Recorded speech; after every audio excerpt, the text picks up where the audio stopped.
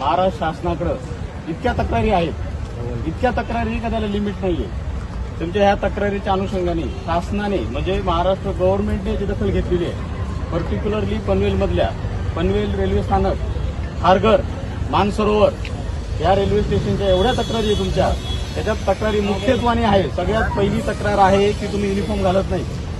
दुसरी तक्रार आहे तुमची, तुम्ही मीटर प्रमाणे चालत नाही. सगळ्यात महत्वाची तक्रार मीटर प्रमाणे चालत नाही, आवाच्या सव्वा पैसे घेतात. या अनुषंगाने पनवेल आरटीओ ऑफिसने दिवसाला 4 स्पॉट तयार केले. किती स्पॉट? 4 स्पॉट. सर्व रेल्वे स्टेशनला 1-1, 2-2 स्पॉट, 2-2 स्पॉट प्रत्येक रेल्वे स्टेशनकडे बुक केलेले आहे. तुम्हाला मी सगळ्यांना विनंती करतो, मी तुम्हाला आज सांगतोय, वॉर्निंग देतोय, तुम्हाला जो थांबा दिलेला आहे, तुम्हाला थांबा दिलेला, हा थांबा दिलेला आहे, या थांब्याच्या बाहेर या रिक्षा ज्या उभ्या दिसत आहेत त्यापासून एक पण रिक्षा उभी दिसते नाही. जिथं तुम्हाला थांबा दिलाय त्याच थांब्यावर रिक्षा पाहिजे.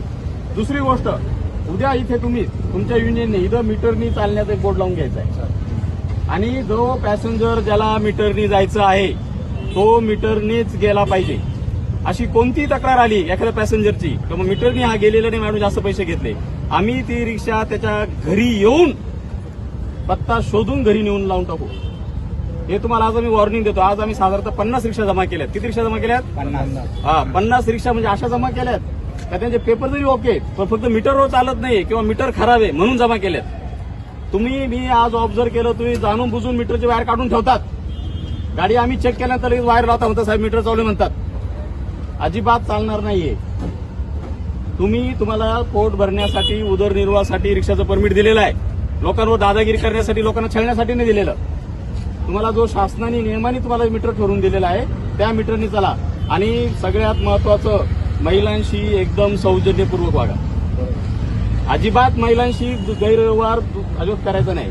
तुम्ही रेल्वे स्टेशनला आहात, तुम्ही चांगल्या बस स्टेशनला उभे राहतात, तुम्ही असे फॅन्सी कपडे घालून केस वाढवलेले कसं काय धंदा करतात रे तुम्ही? तुम्हाला बरं वाटतं का? तुम्ही एखाद्या गावात गेलं तर तुम्हाला कसं वाटेल? दुसऱ्या गावात गेला तर तुम्हाला असा प्रवास करताना का असं करता तुम्ही? उद्या परत सकाळी मी 8 वाजता हजर असणार आहे. तुम्हाला जो स्टॉप दिलाय त्या स्टॉपच्या बाहेर एक परीक्षा नाही पाहिजे.